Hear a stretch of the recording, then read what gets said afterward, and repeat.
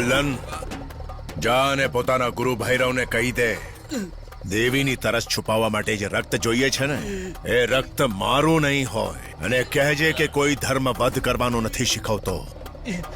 જા જા.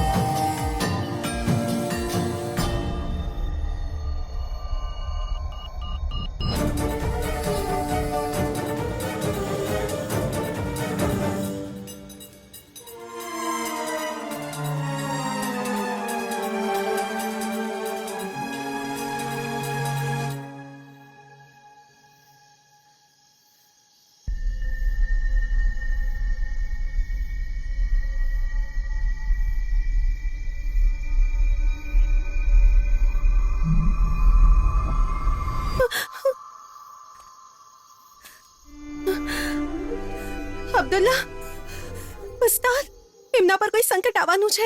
નહીં રાજકુમારીજી, આપે કોઈ સપનું જોયું હશે. ઉસ્તાદને કંઈ પણ નહીં થાય.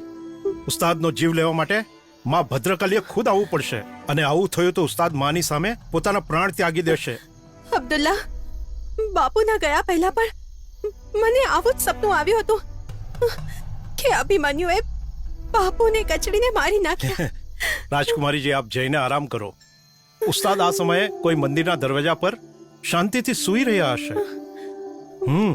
જઈને સૂઈ જાઓ.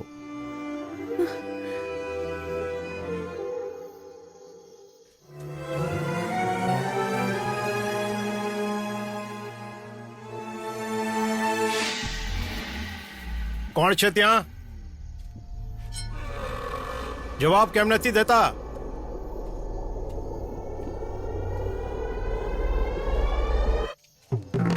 ઓહ, તું છે. ક્યાં ગયો હતો?